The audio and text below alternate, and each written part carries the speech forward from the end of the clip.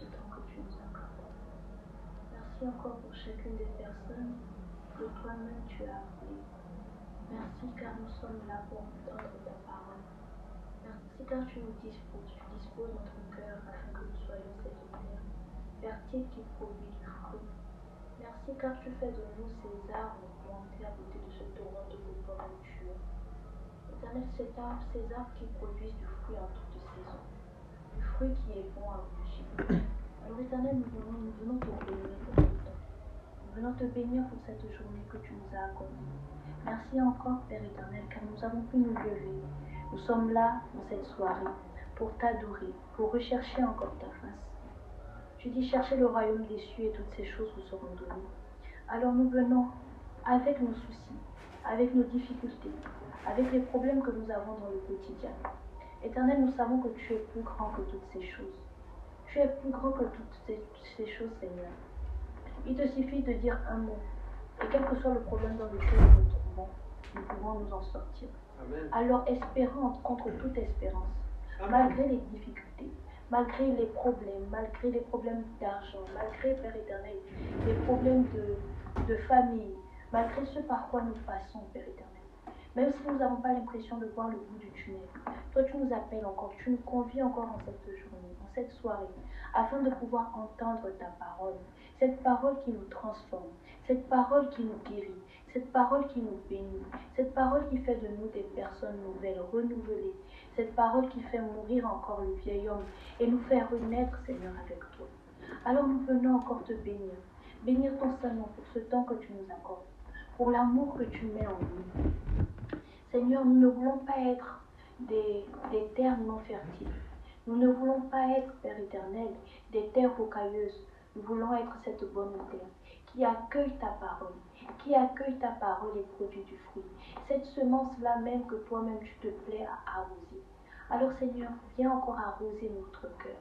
Viens encore éloigner, viens encore dissiper tout brouillard, toute chose, Père éternel, qui nous éloigne de toi en cette soirée. Nous voulons être totalement tournés vers toi, nos corps, nos âmes et notre esprit, totalement tournés vers toi. Tu dis, tu aimeras ton Dieu de tout ton cœur, de toute ta pensée, de toute ton âme, de toutes tes forces. Alors nous voulons t'aimer de toute notre force aujourd'hui. Nous voulons t'aimer de toute notre pensée.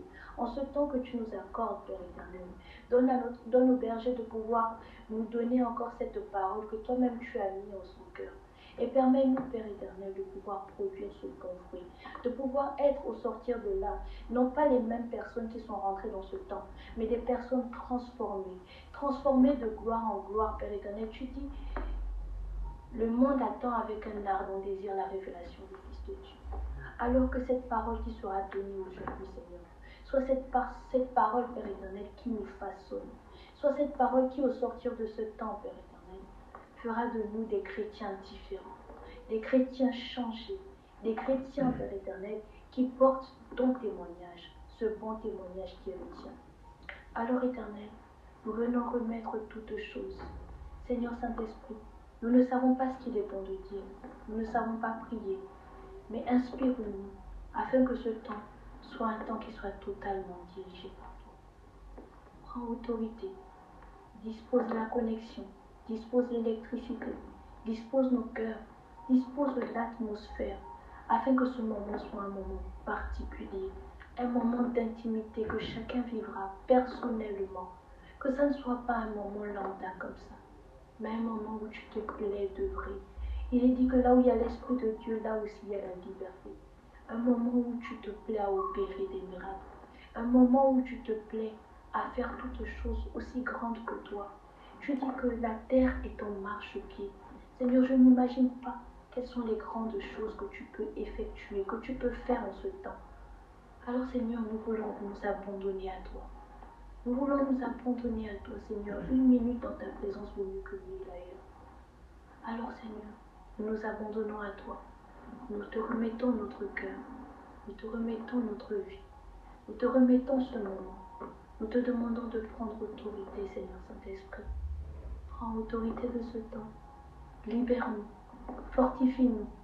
Donne-nous encore la force et le zèle nécessaire pour œuvrer au sortir de ce temps, comme les chrétiens que tu nous appelles à être, Seigneur. Aide-toi encore. Sens-toi libre d'œuvrer en ce moment. Sens-toi libre, Seigneur Jésus. Sens-toi libre, Seigneur Saint-Esprit, de façonner nos cœurs, de façonner nos vies, de faire de nous des témoignages vivants. Partout où nous allons, fais de nous des témoignages vivants. En ce temps particulièrement, inspire encore le berger. Sois encore celui qui donne encore les mots qu'il doit dire, ce qu'il doit donner encore à ton peuple, Seigneur. Que toi-même tu sois celui qui parle à travers lui. Utilise-le, Père éternel, afin qu'il puisse bénir ton peuple comme toi-même tu voudrais le bénir. Seigneur, donne-nous de témoigner au sortir de ce temps, de témoigner de tes grandeurs, de témoigner de tes bontés, de témoigner que tu es celui qui agit puissamment. Seigneur, nous venons te déposer notre cœur, c'est tout ce que nous avons. C'est tout ce que nous avons, nous te déposons notre cœur, tes pieds. Donne-nous de nous donner à toi comme toi tu te donnes à nous. Donne-nous de t'aimer comme tu nous aimes, Seigneur. Prends le contrôle de nos cœurs. Donne-nous, Père éternel, de venir, tu dis, venez à moi, vous qui êtes chargés et fatigués, et je vous donnerai du repos. C'est ce repos que nous venons chercher encore, en ta présence. Aide-toi, Seigneur, de nous aider à porter du fruit. Tout ce que vous demanderez en mon nom, croyez que vous l'avez reçu. Alors, Seigneur, venons te demander, et nous savons que nous avons reçu. Nous savons que nous allons recevoir toutes ces grandes choses que tu te plais à nous donner. Merci, Seigneur, pour ta présence. Alors, nous te rendons toute gloire et toute autorité, Seigneur. Sens-toi libre d'œuvrer. Sens-toi libre d'agir, Seigneur Jésus. Amen.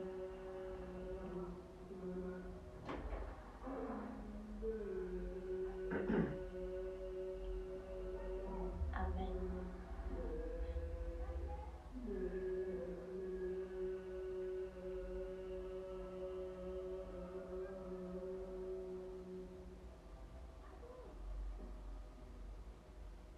Merci beaucoup, Maman Adi.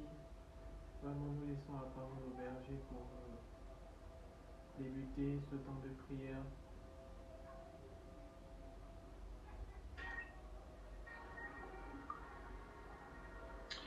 Amen. Merci beaucoup à chacun d'entre vous. Shalom à tous. J'espère que vous allez bien. Bienvenue à ce temps de prière. Bienvenue à ce séminaire. Alors, avant de commencer, j'aimerais également particulièrement rendre grâce à Dieu pour une raison précise. C'est que durant tout ce temps de carême, j'ai pu constater l'abondance de la grâce de Dieu qui ne cesse de découler dans chacune de nos vies, notamment par ces différents temps de prière, séminaires qu'il a permis depuis le début de ce temps de carême jusqu'à aujourd'hui. La vérité, c'est que l'abondance de sa parole et de ces moments n'est pas le fruit d'un homme, mais c'est le fruit de la volonté de Dieu qui, en ce temps de carême, veut nous combler de sa grâce, veut nous combler de sa parole qui sauve, veut nous combler de sa parole qui guérit, veut nous combler de sa parole qui enrichit, veut nous combler de sa parole qui restaure, veut nous combler de sa parole qui donne vie, veut nous combler de lui et de ses grâces sous toutes ses formes. Et il s'emploie depuis le début de ce temps de carême à le faire de différentes façons, mais surtout avec grâce et brio. Et c'est pour ça que je rends grâce à Dieu pour tous ces séminaires, pour tous ces temps de prière et pour toutes les grâces que cela apporte à chacun d'entre vous. Aujourd'hui encore, il permet que nous puissions débuter après notre dernier séminaire il y a 2 semaines, ce énième séminaire qui aborde la question ou la thématique de l'intercession. Ce séminaire se déroulera sur 3 jours dans ce premier tome et par la suite, par la grâce de Dieu, nous aurons une continuité à la suite de ce que nous verrons ces 3 jours. Seigneur, je te bénis, je te loue, je te rends grâce pour ce que tu permets, pour ce que tu fais, pour ce que tu vas encore faire. Merci pour ton esprit, merci pour ta présence, merci pour ton amour, merci pour la richesse de ta grâce qui ne fait jamais défaut et qui ne manque jamais de nous combler de toutes sortes de grâces. Béni sois-tu pour ce temps de carême qui est un véritable moment de bénédiction, de rencontre avec toi, de renouvellement de ta grâce, de restauration, qui est un moment où tu vivifies, Seigneur, ton esprit en nous, les dons en nous, qui est un moment où tu viens nous confirmer ta parole, nous donner des orientations, nous conduire dans la vérité tout entière, et surtout, un moment où tu viens, Seigneur, refaire notre âme pour ta plus grande gloire.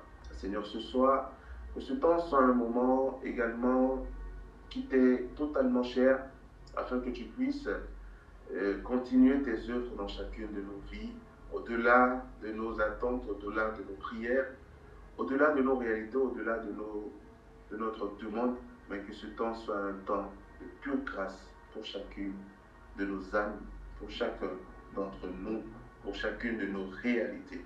C'est pour ça, Saint-Esprit, je te prie ce soir de te plaire à nous rejoindre, à nous bénir, à nous combler selon la richesse de ta grâce et selon ton bon vouloir. Saint-Esprit de Dieu, inonde nos cœurs, inonde les lieux où nous nous trouvons, inonde nos âmes, et viens, Saint-Esprit de Dieu, combler nos vies de toi, parce que tu te donnes toujours entièrement et parfaitement.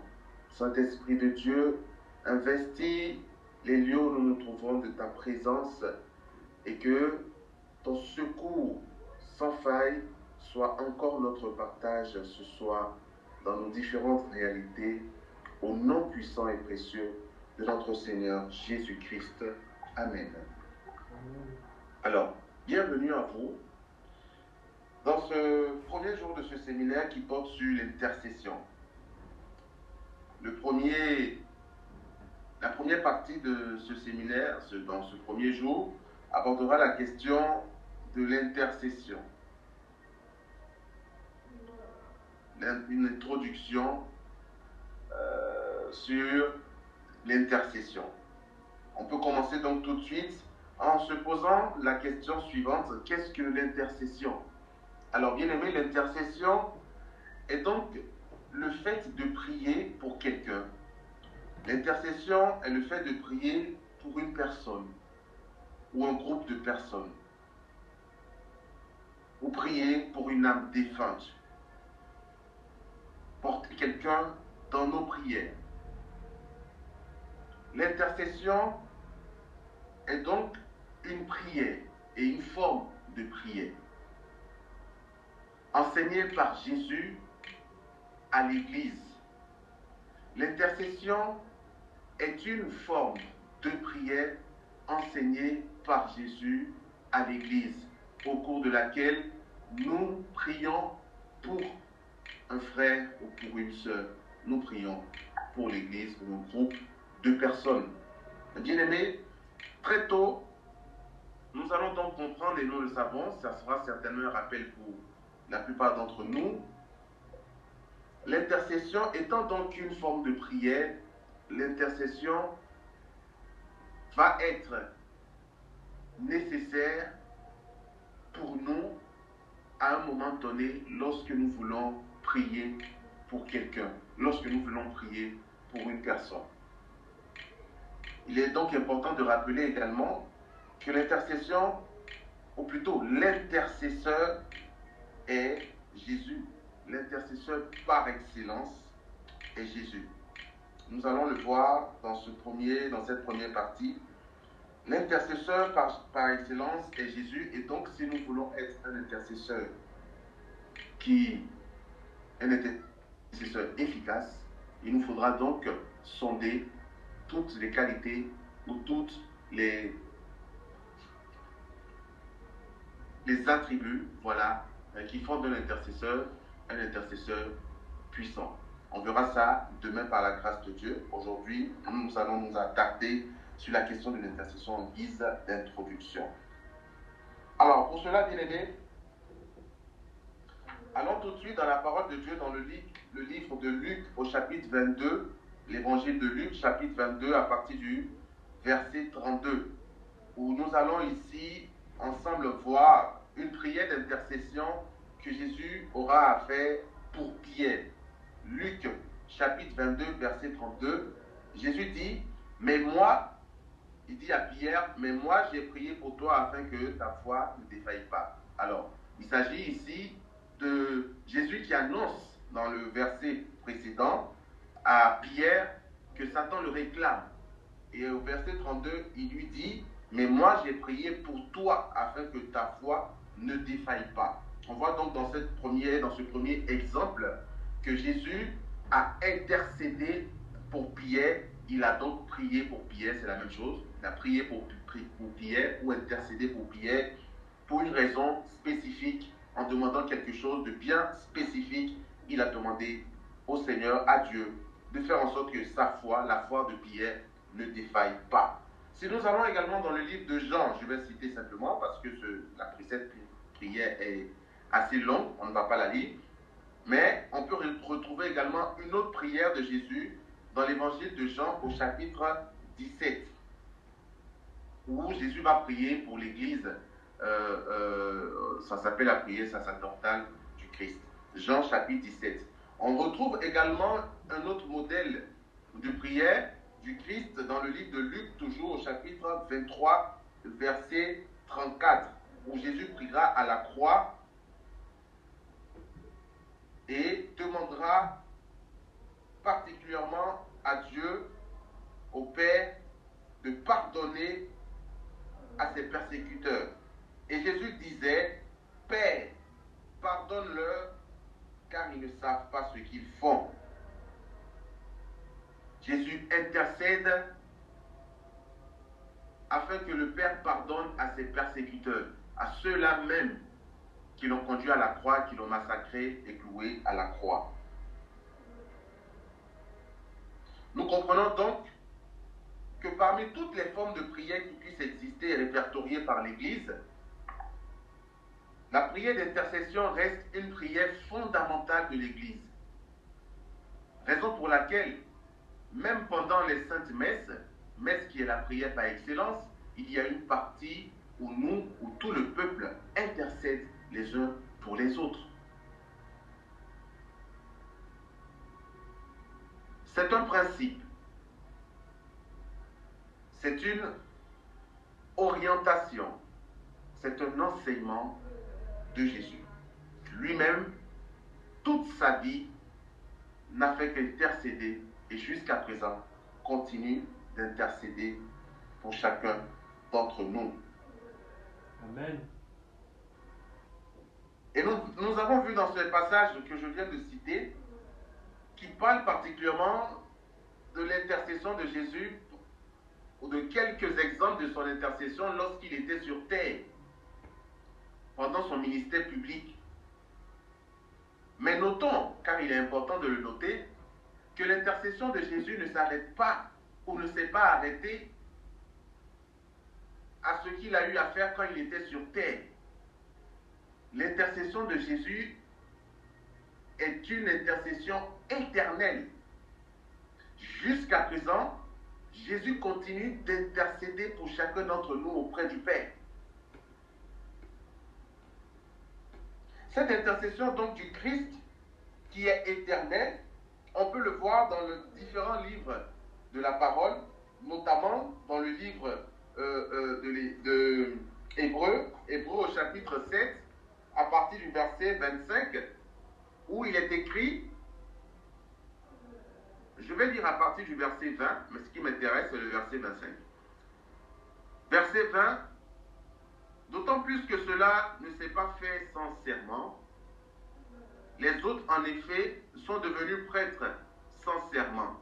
Mais celui-ci l'a été avec serment par celui qui lui a dit, le Seigneur a juré, et il ne s'en repentira pas. Tu es prêtre pour le monde éternel. Et par suite, verset 22, c'est d'une alliance meilleure que Jésus est devenu garant. Verset 23, de plus, ceux-là sont devenus prêtres en grand nombre parce que la mort les empêchait de durer. Mais lui, de fait qu'il demeure pour le monde éternel, il a un sacerdoce immuable, c'est-à-dire éternel. Amen. D'où il suit qu'il est capable de sauver de façon définitive ceux qui par lui s'avancent vers Dieu, étant toujours vivants pour intercéder en leur faveur. Parole du Seigneur. Nous rendons grâce à Dieu. La beauté, et on fait bien de rendre grâce à Dieu, parce que la beauté de ce passage nous montre que Christ, n'étant pas dans une dimension charnelle, ne connaît pas la mort, et étant inscrit dans l'éternité, étant éternel, voilà, nous inscrit dans un salut qui nous accordé à l'humanité par son sacrifice à la croix une bonne fois pour toutes. Et les fonctions, si tu veux, du Christ sont des fonctions éternelles. Le salut du Christ est un salut éternel. Les œuvres du Christ sont des œuvres éternelles. Son secours est un secours éternel. Son amour est éternel. Ainsi donc, il continue d'intercéder pour nous, pour toujours, auprès du Père, car il vit éternellement. Amen. Et bien aimé, c'est très important de le comprendre parce que j'en viens et j'aborderai une toute petite parenthèse où parfois les chrétiens se retrouvent à s'égarer. Dans le livre de Romains au chapitre 8, à partir du verset 34, il est également écrit quelque chose qui m'intéresse. Romains 8, verset 34, nous dit: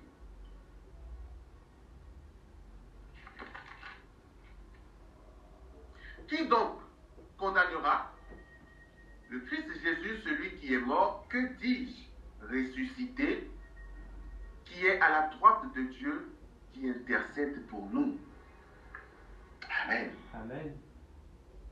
Le Christ, qui est ressuscité, intercède pour nous à la droite de Dieu. Qui donc nous condamnera? Qui peut nous condamner alors que Jésus lui-même continue à la droite du Père d'intercéder pour chacun d'entre nous? Et cela va nous amener à comprendre une parole que j'aime beaucoup citer lorsque Jésus dira aux disciples: jusqu'à présent, mon Père est à l'œuvre et moi aussi j'œuvre avec lui. C'est-à-dire que même pendant ton sommeil, même pendant que tu vis ta vie de façon ordinaire sur terre, le Christ à la droite du Père continue d'intercéder pour toi et pour chacune de nos vies. Amen. Une bonne nouvelle. Toujours dans le livre de Romains, au chapitre 8, au verset 27, il est écrit, je lis à partir du verset 26, pareillement, l'Esprit vient au secours de notre faiblesse, car nous ne savons que demander pour prier comme il faut. Mais l'Esprit lui-même intercède pour nous en des gémissements ineffables. Alors, bien aimé, je fais une petite pause, je n'ai pas encore lu le verset 27, mais dans cette petite pause, j'aimerais nous faire remarquer que l'intercession du Saint-Esprit pour nous, ici, Saint Paul parle particulièrement du don du parler en langue, qui est la glossolalie, et il explique que la glossolalie, ou le parler en langue, elle n'est rien d'autre que l'intercession du Saint-Esprit pour nous, qui intercède pour nous par des gémissements ineffables. Les gémissements ineffables, ce sont les paroles inintelligibles que nous entendons lorsque quelqu'un parle en langue. Hein? Humainement, ça a l'air d'être un charabia, mais spirituellement, c'est un langage dans lequel le Saint-Esprit lui-même intercède pour nous. Ainsi donc, l'intercession du Saint-Esprit devient efficace parce que le Saint-Esprit est Dieu. Ça veut dire que c'est Dieu qui intercède pour moi quand je prie en langue. Amen. Dieu est donc un intercesseur. Verset 27. Et celui qui sonde les cœurs sait quel est le désir de l'Esprit, et que son intercession pour les saints correspond aux vues de Dieu. Son intercession pour les saints correspond aux vues de Dieu. En d'autres termes, son intercession pour les saints est une intercession efficace et qui correspond à la volonté de Dieu, à ce que Dieu veut accomplir dans chacune de nos vies. Et c'est pour ça que Paul va nous expliquer que nous ne savons pas prier, car nous ne savons pas que demander lorsque nous prions, d'où la nécessité d'apprendre à prier en laissant le Seigneur intercéder pour nous. C'est une autre dimension de l'intercession. On verra ça peut-être après par la grâce de Dieu. Mais bien aimé, par ces passages, j'aimerais déjà, en plantant le décor, nous amener simplement, selon les Écritures, à contempler ou à comprendre que l'intercession étant une prière enseignée par Jésus, est une prière que tout chrétien doit pratiquer.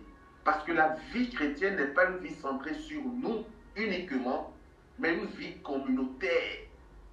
Lorsqu'on vit en communauté, on ne peut pas se soucier uniquement de nos problèmes. Lorsqu'on vit en communauté, on ne peut pas se soucier uniquement de nos réalités. On ne peut pas toujours être focalisé sur nous-mêmes. Parce que l'amour que Dieu nous demande d'avoir les uns pour les autres est un amour qui va également nous amener à intercéder pour les autres. C'est un amour qui va nous amener à nous détourner de nos réalités et à faire face également aux réalités des autres en les aidant. Lorsque je suis impuissant face à la réalité de mon frère, parce que je n'ai pas les moyens qu'il faut, financiers ou autres, pour l'aider dans son combat, mais j'ai une arme puissante qui vaut plus que l'argent. C'est ma prière. C'est mon intercession. Amen. Et je n'ai pas tant besoin d'aller parcourir le monde entier pour prier pour lui ou pour qu'on sache que je prie pour lui. Dans le secret, il me suffit simplement de penser à ces personnes. Et je n'ai même pas besoin de connaître la personne pour prier pour elle. La personne n'est même pas obligée de savoir même que je prie pour elle. Mais simplement comprendre que ma toute petite prière, Seigneur, souviens-toi de telle personne qui a telle situation et viens à son secours, est une prière qui résonnera devant le trône de Dieu. Amen. Et dans cet élan, nous comprendrons pourquoi Jésus va nous enseigner.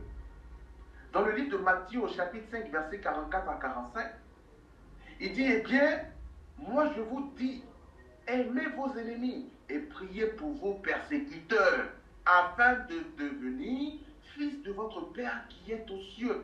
Car il fait lever son soleil sur les méchants et sur les bons, et tomber sa pluie sur les justes et sur les injustes. En d'autres termes, pour être fils du Père, pour être frère de Jésus, il nous faut développer une dimension où on apprend à aimer nos ennemis et même à prier pour nos ennemis. Amen. Et bien aimé, Jésus lui-même en a fait la démonstration dans le passage que j'ai cité tout à l'heure, où il prie dans Luc 23, verset 34, en demandant au Seigneur de pardonner à ses persécuteurs. Il en a fait la démonstration après avoir enseigné cela aux disciples et à chacun d'entre nous. Et j'ai donc une parenthèse que je veux ouvrir. Aujourd'hui, parfois lorsque je me promène sur TikTok, je tombe souvent sur des lives qui sont organisés par différentes personnes et surtout par certains de nos frères, nos voisins et frères, qui critiquent souvent l'Église catholique en parlant du fait que les catholiques prient soit la Vierge Marie, les catholiques prient les saints, les catholiques prient même les saints soi-disant qui n'ont pas connu, etc., etc. En d'autres termes, le fait que nous prions la Vierge Marie ou le fait que nous prions des saints pose problème à certaines personnes qui trouvent que nous sommes dans l'erreur. Il y a même des thèmes dans leur live. Quand tu lis ces thèmes, tu te demandes si on a tous la même Bible et qu'on lit les mêmes choses qui sont dans la Bible. Les bien-aimés, pour nous qui sommes des chrétiens catholiques, nous ne devons pas être ignorants d'une vérité et nous ne devons pas être ignorants de la doctrine de l'Église catholique, de l'enseignement de Jésus qu'il a donné et laissé à l'Église. Ne soyons pas des ignorants, soyons affermis dans notre foi et ayons du répondant pour amener ceux qui sont dans l'erreur, qui ne comprennent pas, à comprendre ce qui est.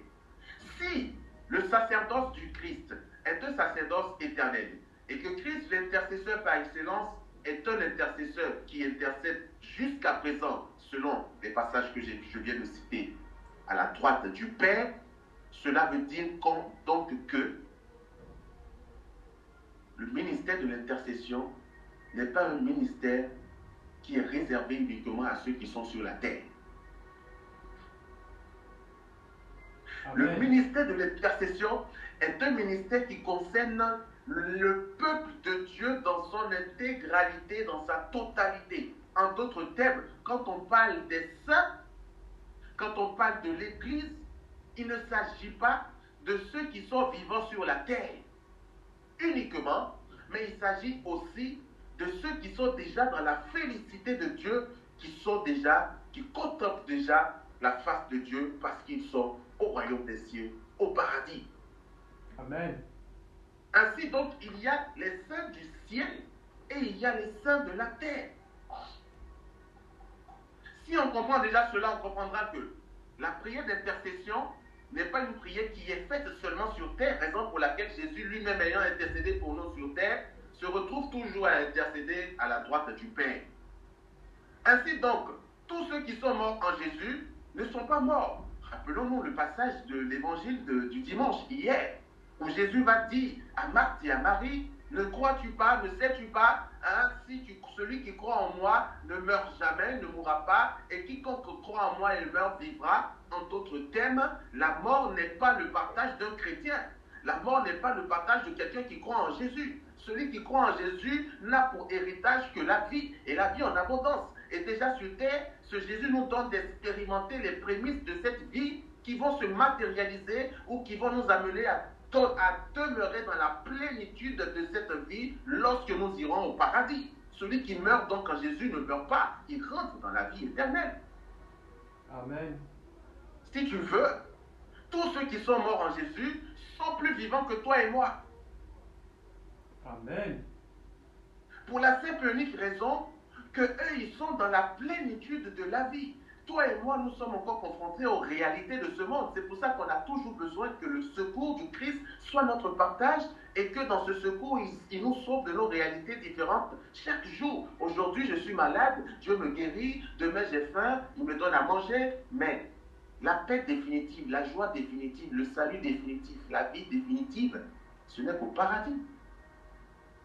Ceux qui sont donc morts en Jésus, sont plus vivants que nous qui sommes sur terre. Amen. Et ceux qui sont morts en Jésus, qui sont au paradis, n'ont plus besoin qu'on prie pour eux. Ils n'ont plus besoin des prières des saints de la terre, parce qu'ils sont dans la félicité. Les seuls qui ont encore besoin que l'on prie pour eux, ce sont nous qui sommes sur terre et les âmes qui sont au purgatoire. Parce que les âmes qui sont au purgatoire ne prient pas pour elles-mêmes. Elles peuvent prier pour nous qui sommes sur terre uniquement. Et nous, en retour, dans cette charité d'amour, relation d'amour entre nous, frères et sœurs en Christ, nous aussi, nous pensons à elles qui sont dans la souffrance, de sorte à les porter aussi dans nos prières. Amen. Si donc Jésus lui-même nous enseigne de prier pour nos ennemis, et nous fait la démonstration en priant pour ceux qui l'ont persécuté, si Jésus nous demande de prier les uns pour les autres, qui suis-je pour ne pas demander l'intercession de ma mère, qui est la Vierge Marie? Vraiment. Amen. Qui suis-je pour ne pas demander l'intercession de mon frère Gabi, de ma soeur Abby, de ma soeur Clésia, ou de la Sainte Thérèse, de l'enfant Jésus, qui est déjà dans la félicité de Dieu? Qui suis-je pour ne pas demander l'intercession de Saint Joseph, Qui suis-je pour ne pas demander l'intercession des saints de l'Église qui ont été canonisés et qui ont été des exemples et des modèles de vie pour la foi chrétienne, qui ont témoigné de la foi, qui ont été béatifiés. Qui suis-je pour ne pas demander leur intercession?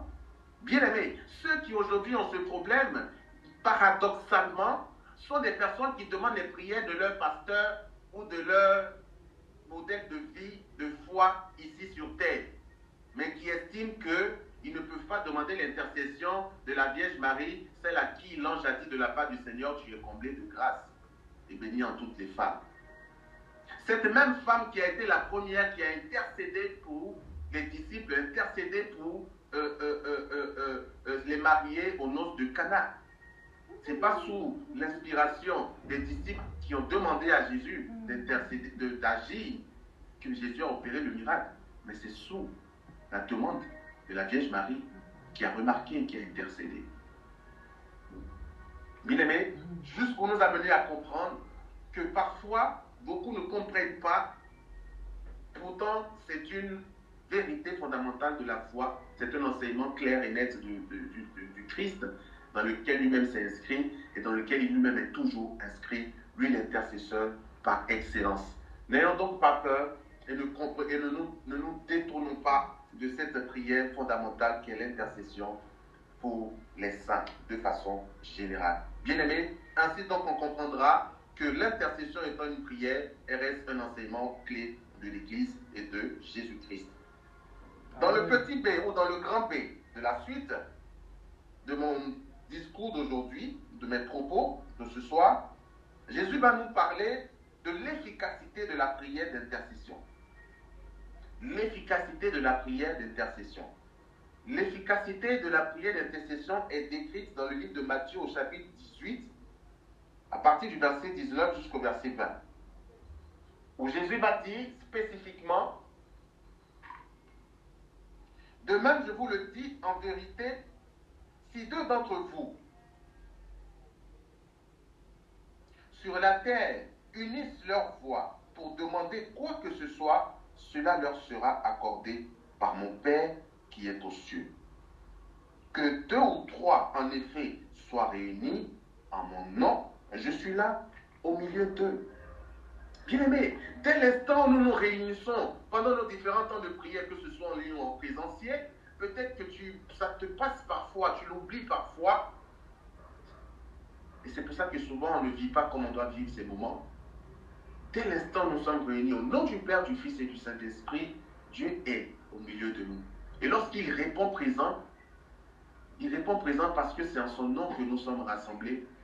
Et lorsque nous nous accordons et que nous demandons ensemble quelque chose au Père, comme le dit Jésus, cela nous est accordé. Raison pour laquelle, pendant nos temps d'intercession, nous allons spécifiquement parfois sous la motion de l'Esprit.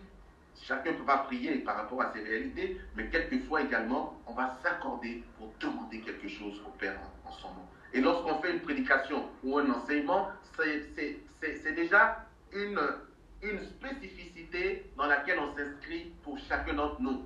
C'est déjà une prière d'intercession dans laquelle on s'inscrit par rapport à la thématique que nous abordons.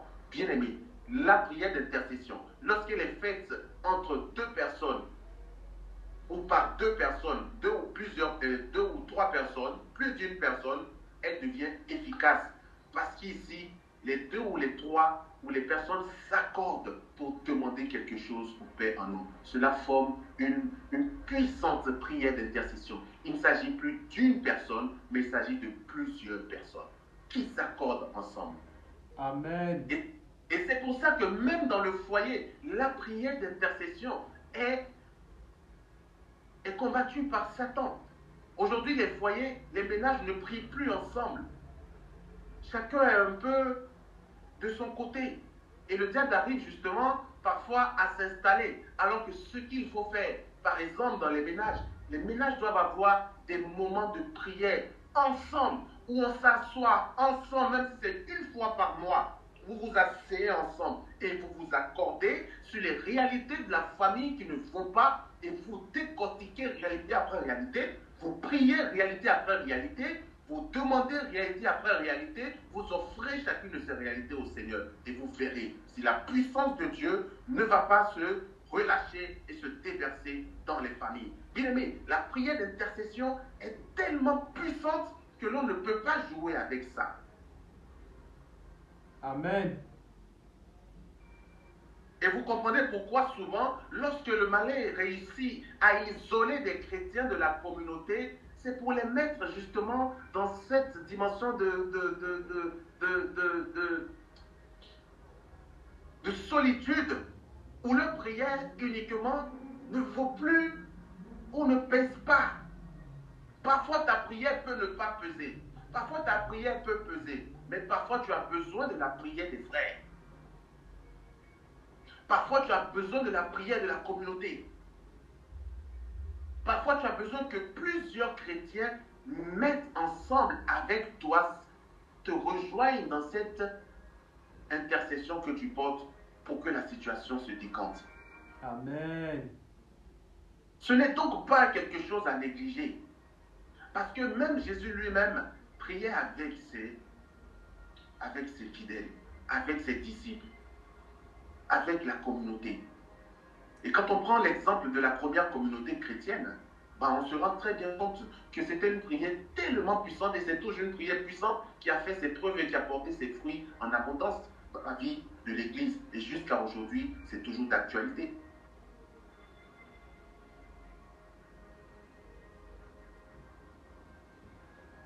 Bien-aimés, l'efficacité de la prière d'intercession est fondamentale, est puissante. Et d'ailleurs, si je dois me référer un temps soit peu à cette notion, j'irai tout de suite dans le livre des Actes des Apôtres au chapitre 12, à partir du verset 1er jusqu'au verset 11, où ici, nous avons un exemple typique de la prière d'intercession faite par les disciples dans une réalité bien précise. Actes des Apôtres, chapitre 12, versets 1 à 11, que je lis rapidement.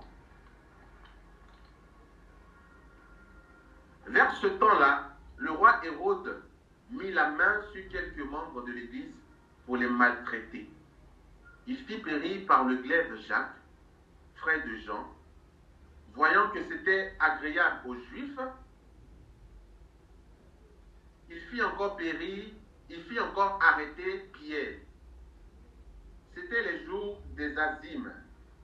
Il le fit saisir et jeter en prison, le donnant à garder à 4 escouades de 4 soldats. Ça fait 4 fois 4, 16. 16 soldats. Il voulait le faire comparaître devant le peuple après la Pâque, tandis que Pierre était ainsi gardé en prison. La prière de l'Église s'élevait pour lui vers Dieu ardemment. La prière de l'Église s'élevait pour lui vers Dieu ardemment. Or, la nuit même, avant le jour où Hérode devait le faire comparaître, Pierre était endormi entre 2 soldats. 2 chaînes le liaient et, devant la porte, des sentinelles gardaient la prison. En d'autres termes, il était trop bien surveillé. Soudain, l'ange du Seigneur survint et le cachot fut inondé de lumière. L'ange frappa Pierre au côté et le fit lever. Debout, vite, dit-il. Et les chaînes lui tombèrent des mains. L'ange lui dit alors, mets ta ceinture et chausse tes sandales. Ce qu'il fit. Il lui dit encore, jette ton manteau sur tes épaules et suis-moi.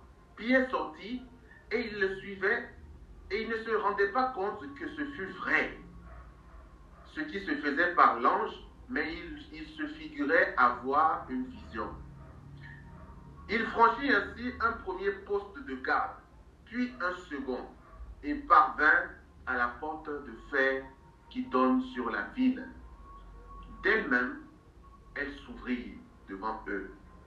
Il sortit, allait jusqu'au bout d'une rue, puis brusquement, l'ange le quitta.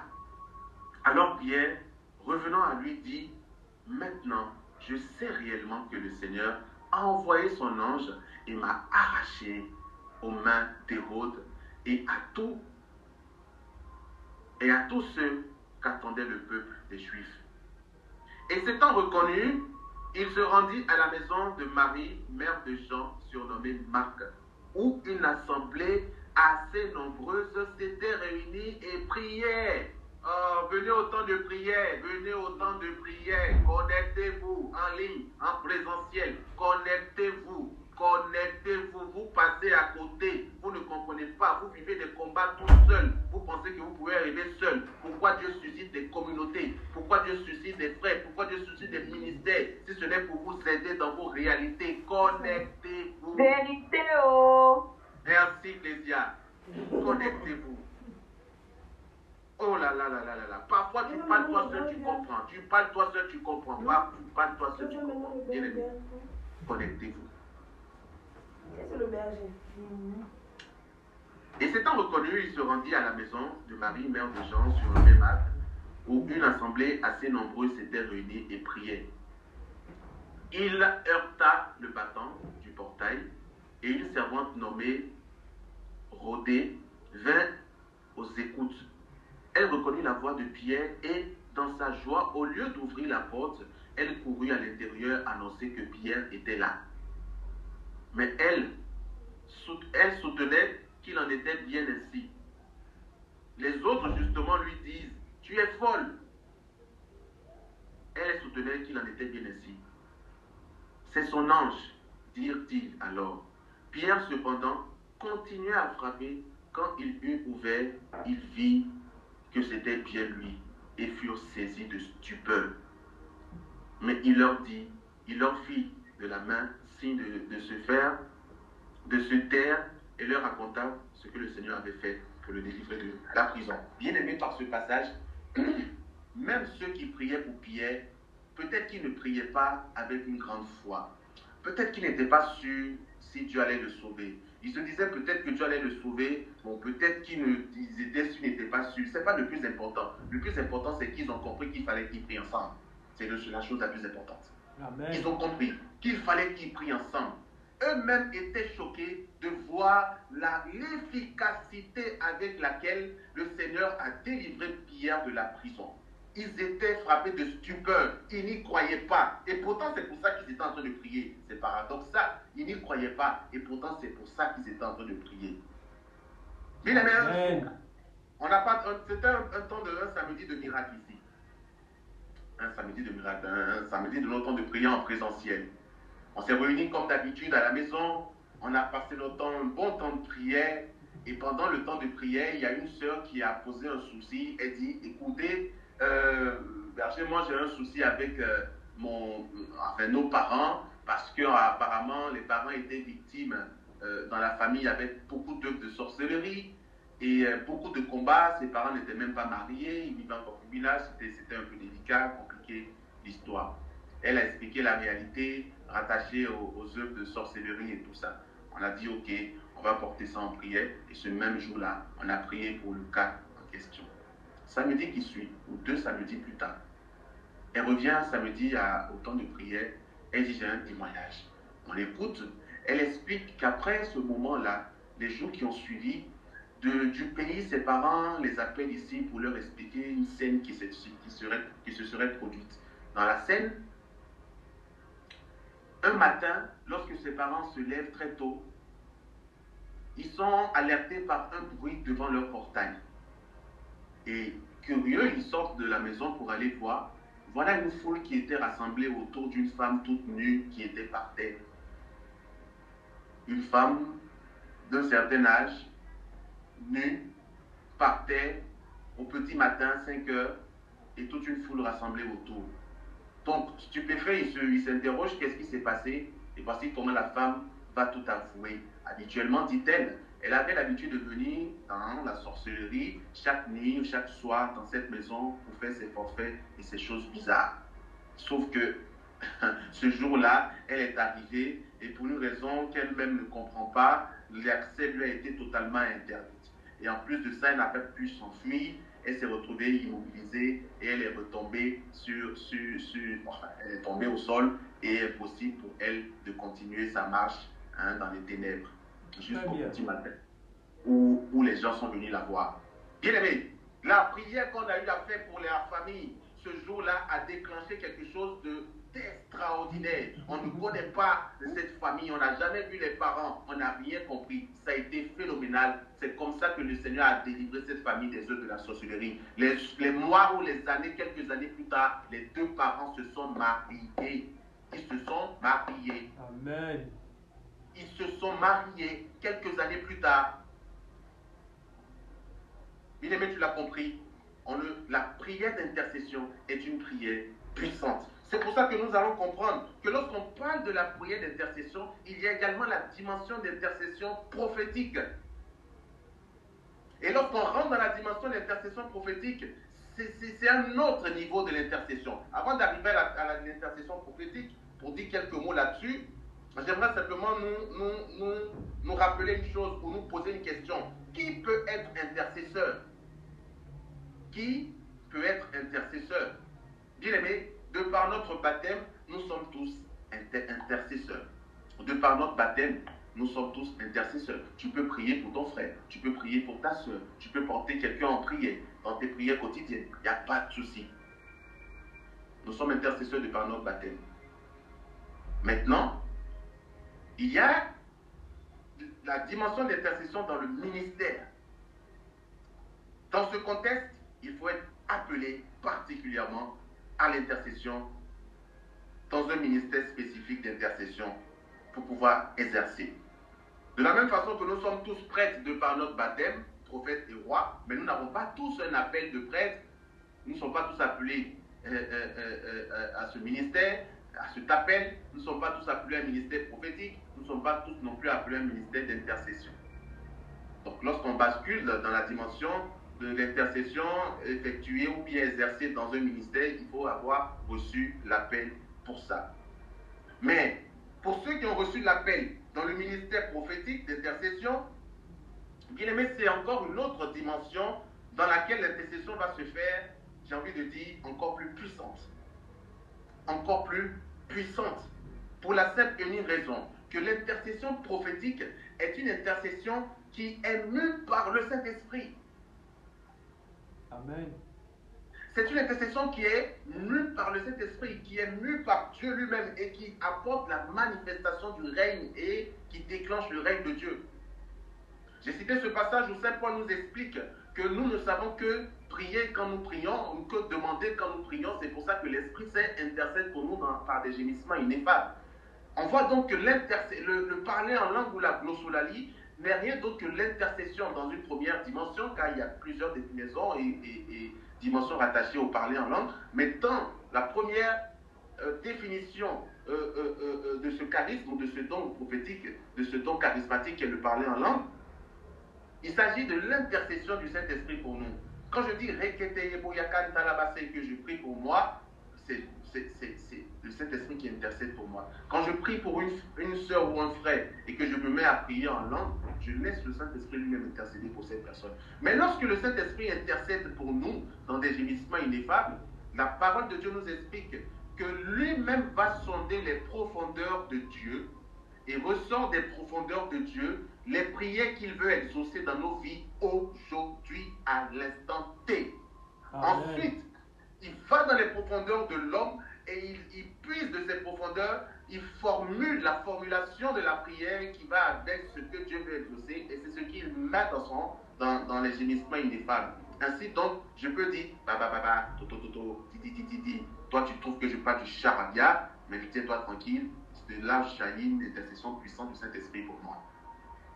Et dans cette intercession, Dieu exauce cette prière que lui-même formule par son esprit instantanément. Amen. Et quand on rentre dans l'intercession prophétique, dans le ministère prophétique, bien aimé, ça déclenche la puissance de Dieu parce que ce que nous faisons, ce qui est fait dans cette intercession prophétique, est mu par le Saint-Esprit. Comme je le dis, tout ce qui est mu par le Saint-Esprit est d'ordre charismatique et prophétique. Il y a déjà eu des délivrances que le Seigneur a opérées. Simplement, tu parles en langue, simplement le démon sort. Le week-end passé, il y a eu des esprits de mort qui ont été chassés par le parler en langue de la vice-bergère Jessica. Simplement, elle parlait en langue, les esprits de mort ont été chassés parce que dans son parler en langue, il y avait une dimension prophétique dans laquelle le Seigneur chassait des esprits de mort. Amen. Bien-aimés, c'est pour nous dire que quand on bascule dans la dimension de l'intercession prophétique, c'est véritablement une merveille extraordinaire. Mais même quand on reste dans la dimension de l'intercession classique, ne négligeons pas nos plus petites prières que nous pouvons formuler les uns pour les autres dans nos prières quotidiennes. Prie pour ton frère, prie pour ta soeur. Et comprendre que lorsqu'on s'accorde ensemble, et c'est pour ça que je finis avec ça, lorsqu'on prépare par exemple la semaine de la restauration et qu'on s'accorde sur les doléances que nous soumettons au Seigneur pendant ce temps d'intercession où nous prions pour l'Église, parce qu'ici, nous ne prions pas d'abord pour nous-mêmes, mais nous prions pour nos frères et sœurs, et même pour ceux qui ne sont pas chrétiens, mais qui viendront afin que le Seigneur puisse, par ces temps de prière, se déverser dans leur vie et opérer des œuvres, des signes, des miracles et des prodiges. Bien aimé, c'est une manifestation de l'amour du prochain que nous manifestons par justement les prières d'intercession que nous faisons. Et c'est pour ça qu'il ne faut pas négliger cela. Parce qu'on s'est accordé et on formule les mêmes prières. Et il ne faut pas casser la chaîne, mais il faut plutôt continuer. Il faut le faire, il faut s'inscrire. Et quand tu pries pour ton frère, quand tu pries pour ta soeur, quand tu pries pour les autres et que tu t'oublies, il y a une personne qui, lui, te voit et ne t'oublie pas. C'est celui qui siège au côté à la droite du Père, devant le trône, qui toujours intercède pour toi jour et nuit et qui continue d'intercéder pour toi alors qu'il te voit toi à l'œuvre également dans cette intercession pour les autres. Bien-aimé, Dieu lui continue d'intercéder pour toi. Jésus continue d'intercéder pour toi pendant que toi tu intercèdes pour tes frères et pour tes sœurs. L'intercession, c'est une manifestation de l'amour du prochain. Prions les uns pour les autres. Amen. Prions les uns pour les autres. Prions les uns pour les autres. Et ne manquez pas de prier pour les hommes de Dieu que Dieu met dans vos vies. Ne manquez pas de prier pour les bergers. Ne manquez pas de prier pour le berger de l'apostolat sur l'invité et bien la vice-bergère. Ne manquez pas de prier pour les prêtres. Ne manquez pas de prier pour les religieux, les religieuses. Parce que les hommes de Dieu sont également beaucoup attaqués et vivent des combats que vous n'imaginez pas. C'est parce qu'ils ne peuvent pas venir tout vous exposer. Ils vont vous ajouter des fardeaux sur vos fardeaux. Mais eux,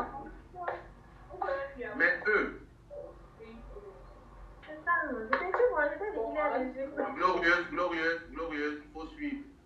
Le micro t'a trahi, il faut suivre. Alors eux, ils sont toujours en train d'intercéder pour nous. Et eux, ils portent également les fardeaux de ceux que Dieu leur confie. Ils vivent des combats que vous n'imaginez pas. Apprenons à prier les uns pour les autres. Bien-aimés, en guise d'introduction, je m'arrête là pour ce qui concerne le terme d'aujourd'hui, qui était juste une introduction à la prière d'intercession pour planter le décor.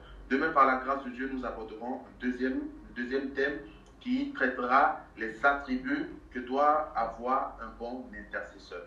Alors, si vous avez été bénis ce soir, même si c'était un rappel pour vous, je vous prie d'être présent également demain afin de ne pas passer à côté de la merveille qui commence encore par ce séminaire d'aujourd'hui. Amen. Amen. Amen.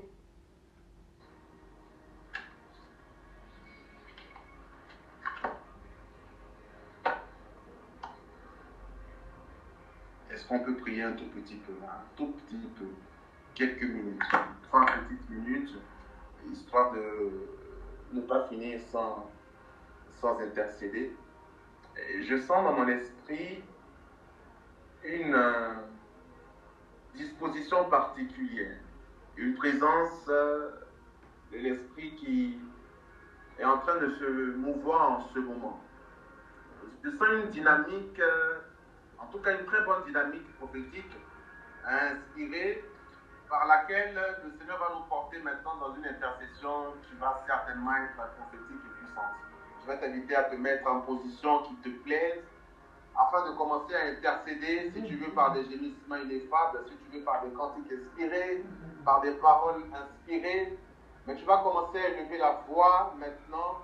Peut-être que le Seigneur te mettra à cœur particulièrement un sujet pour lequel tu dois prier, te mettra à cœur même de prier pour la paix, pour le monde, dans le monde entier.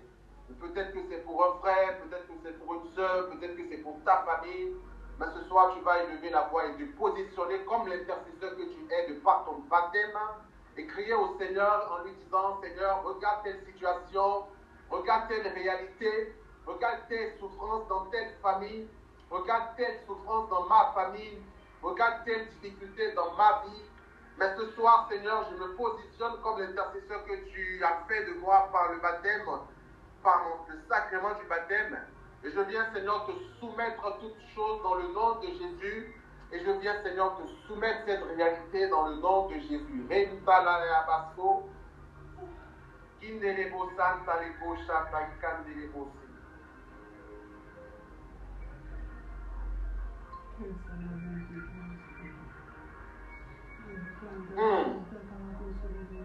Ainsi parle le Seigneur. Il y a quelques personnes qui, pendant vos intercessions ce soir, votre intercession va déclencher le miracle dans votre famille. Donc il s'agit de certaines personnes qui particulièrement vont prier pour des réalités dans leur famille. Le Seigneur me dit que ça va déclencher le miracle dans votre famille. C'est pour ça que tu vas comprendre que tu ne peux pas te taire dans l'intercession. Tu ne peux pas te taire. Ta voix doit porter. Ta parole doit porter. Tes prières doivent s'élever.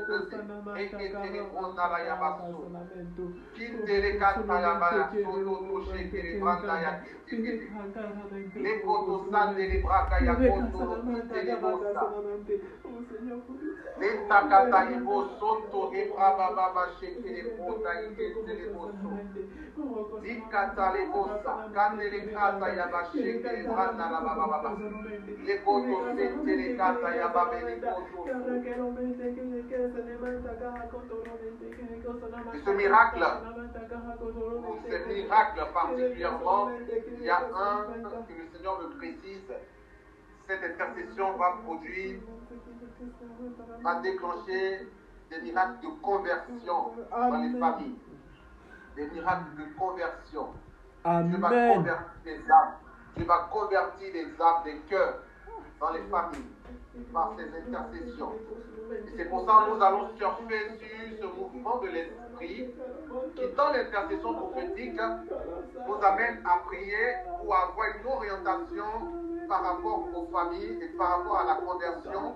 Maintenant, nous allons nous accorder, nous tous ensemble, et prier particulièrement pour nos familles et pour la conversion dans nos familles, afin que cette grâce relâchée ne soit pas seulement pour une personne, mais que nous surfons sur cette grâce pour que toutes nos familles et tous les membres de nos familles qui ne sont pas encore en crise puissent maintenant, par la grâce de l'Éternel, être visités par le miracle de la conversion. On y va ensemble. Seigneur, nous te bénissons et nous te rendons grâce parce que dans ton amour, tu veux sauver l'humanité tout entière.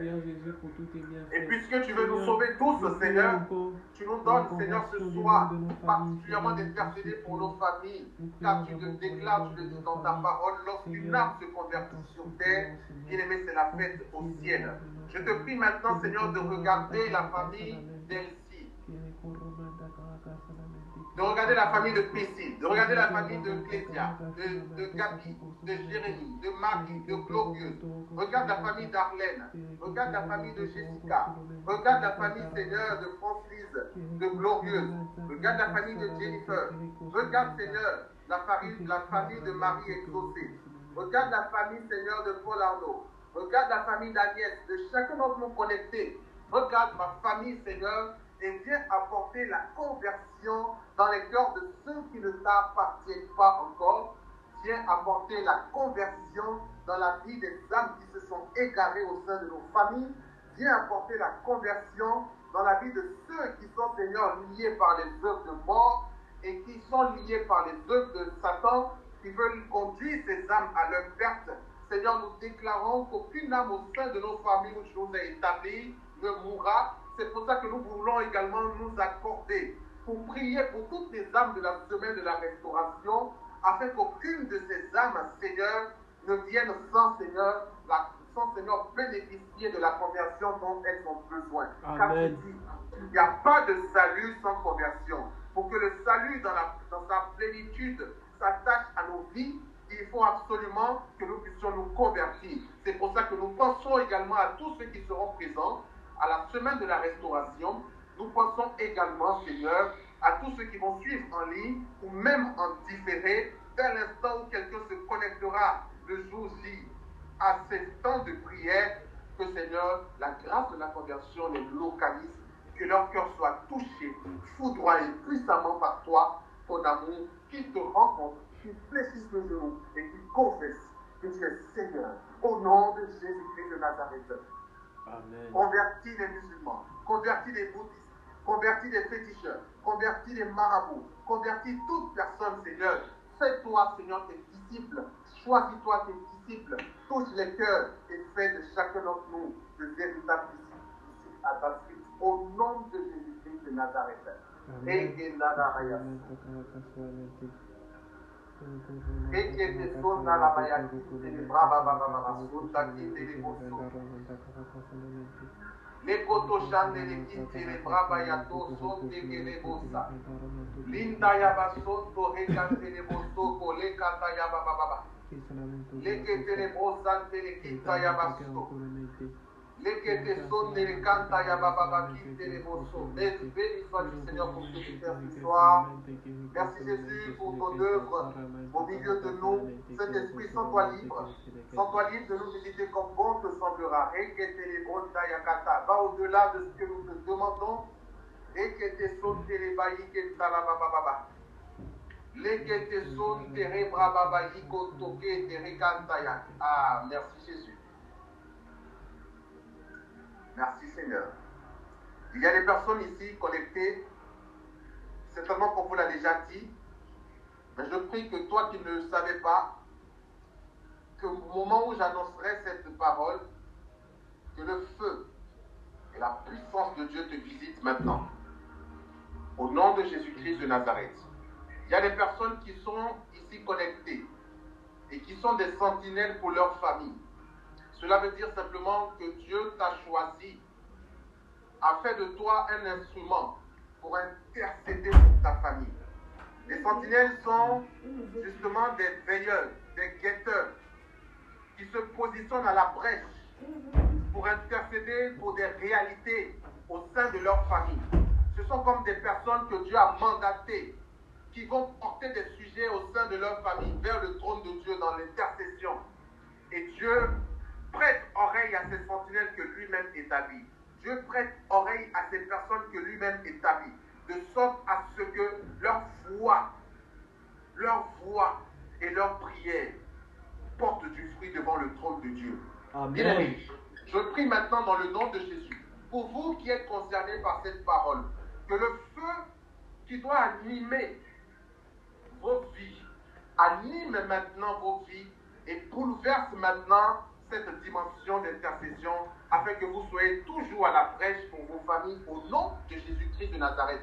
Que toute personne qui s'inscrit dans cette parole ou qui est appelée à ça ici présentement soit maintenant visitée par le feu, un feu de renouvellement, afin que ce feu maintenant renouvelle chacun d'entre vous dans cette dimension à laquelle je l'appelle. Toi qui es appelé à être sentinelle de ta famille, je te prie et je prie le Seigneur maintenant que ta vie soit investie du feu et de la puissance de l'Esprit, pour que tu sois toujours à la brèche, pour qu'aucune forme de tiédeur ne soit ton partage dans le nom de Jésus-Christ de Nazareth.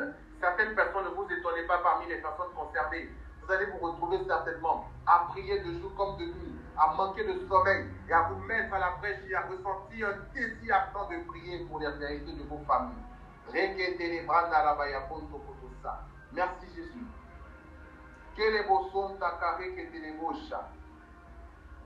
Louange et gloire à toi, Saint-Esprit de Dieu.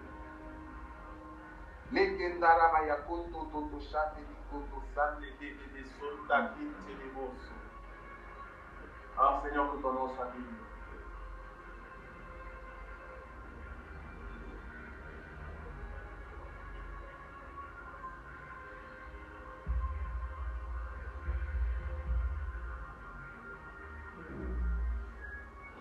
Ah, merci Jésus.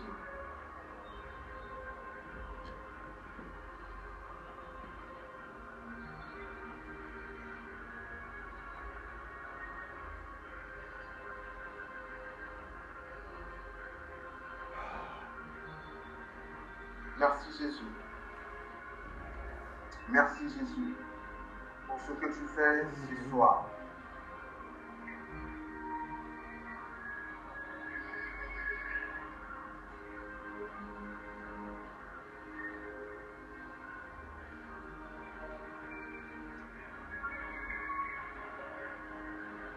Atakada baba basunto leboso.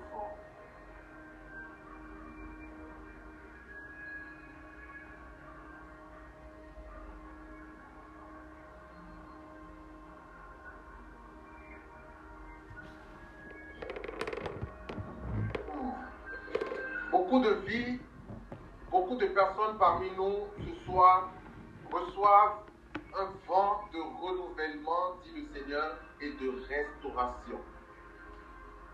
Un vent de renouvellement et de restauration souffle sur nous ce soir. Beaucoup de choses dans nos vies seront renouvelées et sont maintenant renouvelées par cette parole prophétique au nom de Jésus-Christ de Nazareth. Accueille dans la foi. Accueille dans la foi. Seigneur, je te dis merci. Nous te disons merci. Merci pour ton amour. Et merci de ne jamais te fatiguer d'œuvrer et d'agir dans nos vies. Merci d'être toujours prompt, Seigneur, à nous sauver, à nous apporter ton salut, ton réconfort, ton amour, et à nous transformer par la puissance de ton esprit. Seigneur, louange et gloire à ton Seigneur. Honneur à ta majesté. Puissance, autorité, toute la gloire te revient. Et nous te disons merci pour nos vies. Merci pour la vie de chacun d'entre nous. Merci pour ton salut. Merci pour ton œuvre et tes œuvres ce soir.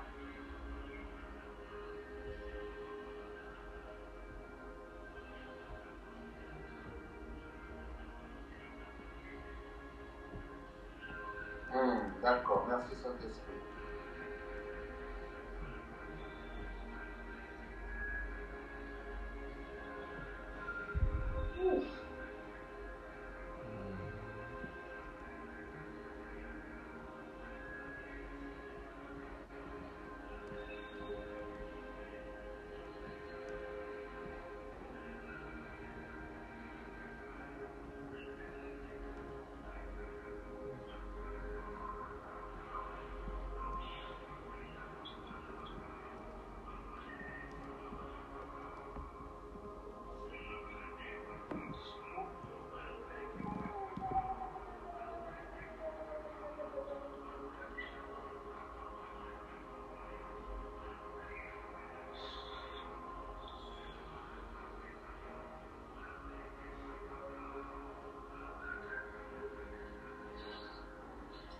Alors, Clésia, j'ai une bonne nouvelle particulièrement pour...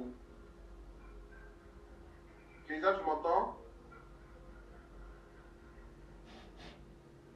D'accord.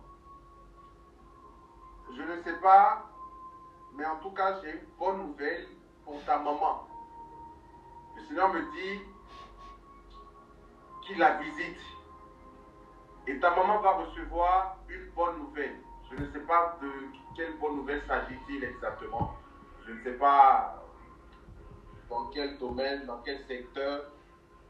Mais je t'annonce peut-être que je reçois il y a une bonne nouvelle pour ta mère. Que le Seigneur est en train de... Amen, amen, amen. Voilà. Amen. Merci Seigneur.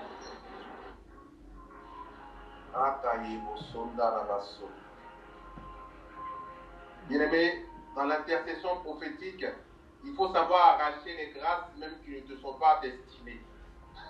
En réalité, toutes les grâces te sont destinées par le sacrifice de Jésus. Mais lorsque Dieu parle à quelqu'un, il parle de quelque chose et il annonce quelque chose. Je ne sais pas si tu as besoin de bonnes nouvelles. Mais si tu as besoin de bonnes nouvelles, alors saisis cette grâce et remplace par la maman d'Ecclésia ton nom. Tu dis merci Seigneur pour cette bonne nouvelle que tu m'as annoncée, que tu vas me donner ce soir, ou que tu annonces dans ma vie ce soir. Je l'accueille dans le nom de Jésus et je fais de cette parole mienne pour ta plus grande gloire au nom de Jésus. Seigneur, que ton nom soit béni. Que ton nom soit béni à tout jamais. Amen.